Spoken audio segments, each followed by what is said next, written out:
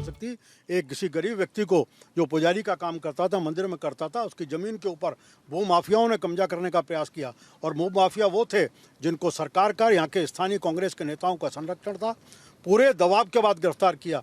और आज स्पष्ट रूप से दिख रहा है कि राजनीति किस प्रकार की चल रही है।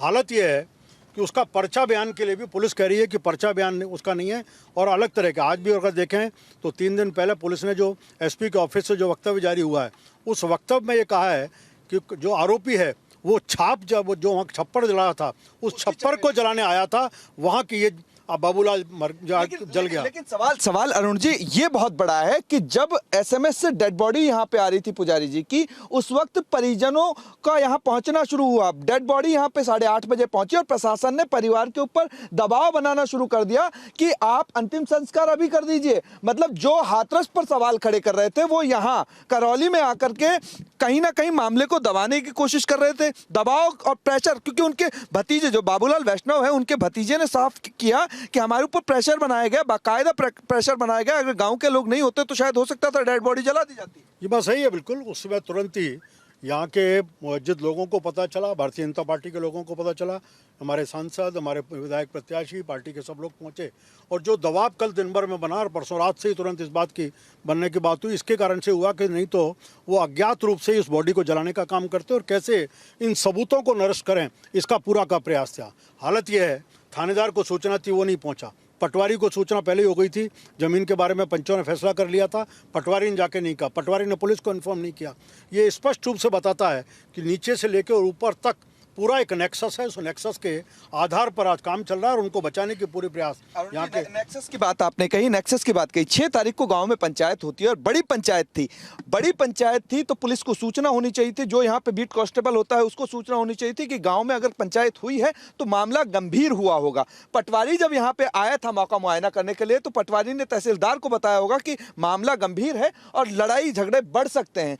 लेकिन उसके बावजूद भी 3 दिन निकल गए, कोई भी प्रशासन यहाँ नहीं आया, किसी ने गंभीरता नहीं दिखाई। और हादसे में अब जो स्थिति थी कि उसमें एक पुजारी को अपनी जान गंवानी पड़ गई क्योंकि प्रशासन जो है वो चुपचाप बैठा रहा, संवेदनहीन सरकार जो है वो चुपचाप बैठी रही। ये बात सही है बिल्कुल। इनका जो 3 दिन पहले पंचायत हुई और पंचायत में सब पंचों ने बैठ करके कहा कि पुजारी की जो ज़मीन है उसके ऊपर उसका कब्जा, उसका अधिकार बनता है, उसको मिलना चाहिए।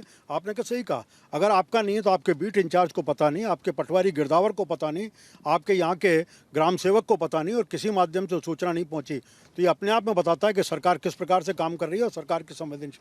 हालत ये है कि जब इस सबको विषय को लेकर के पहुँचे और बाबूलाल की हत्या की बात हुई तो उसको मुआवजे की बात थी। गरीब आदमी है, आप 10 लाख के कहकर को अब छाती पीटने का काम कर रहे हो कि हमने 10 लाख का मुआवजा दे दिया। क्या किसी आदमी की जीवन की कीमत 10 लाख रुपए आपने लेकर रख ली? उस परिवार को सामाजिक सुरक्षा कैसे होगी? परिवार की शिक्षा, पढ़ाई लिखाई, बच्चों का लालन पालन, ये सब रखा हुआ है। एक मकान की छत देने से आपने मान लिया कि हमने पूरी चीज़ कर ली। आज उससे अधिक जो सरकार दे रही है, उससे अधिक समाज ने खड़े होकर के उसके परिवार के पूरे परिवार की सहायता करने की चिंता की है। कल भी बड़े पैमाने पर लोग किए हैं, आज भी आ रहे हैं और लोगों ने मिल करके इस जिम्मेदारी को लिया है कि सरकार सो रही है लेकिन समाज खड़ा होकर के इस तरह के साथ खड़ा होगा। स्थिति ये है कि 4 किलोमीटर था जयपुर सिविल लाइन से एसएमएस अस्पताल जहां पर बाबूलाल जी का देहांत हुआ था। पुजारी जी के परिवार और पुजारी जी के रिश्तेदारों से मिलने के लिए क्या कोई भी ऐसा मंत्री अशोक गहलोत सरकार में नहीं था जो सिर्फ और सिर्फ स्वतंत्रता देने के लिए वहां उनके पीड़ित लोगों के साथ में खड़ा होने के लिए, दिलासा देने के लिए वहां पे पहुंच सकता था? 4 किलोमीटर जब उनको दूर लगा तो 175 किलोमीटर की तो बात ही बहुत दूर है। अमर शर्मा जी, ये विषय जो आप कह रहे हैं वो संवेदनशील लोगों के लिए है। जहाँ संवेदना मर चुकी हो, जहाँ केवल राजनीति रह गई हो और वोट किस जाति से, किस समाज से, किस धर्म से मिलेगा, इसके आधार पर हम बात करते हों, वहाँ आदमी की मौत की कीमत, ज़िंदगी की कोई कीमत इन लोगों के सामने नहीं रही। और कांग्रेस और राजस्थान की सरकार अब उस स्थिति में आके खड़ी हो गई है। उसके लिए किसी व्यक्ति के जीवन की कीमत नहीं है, केवल वोट का मिलेगा और उस वोट के आधार पर ही निर्णय करने का काम कर रही है। स्थिति आपने कहा कि बहुत ज़्यादा असंवेदनशील सरकार है, सारी चीज़ें हैं। क्या सरकार सचिन पायलट, अशोक गहलोत के झगड़े में ही रहेगी?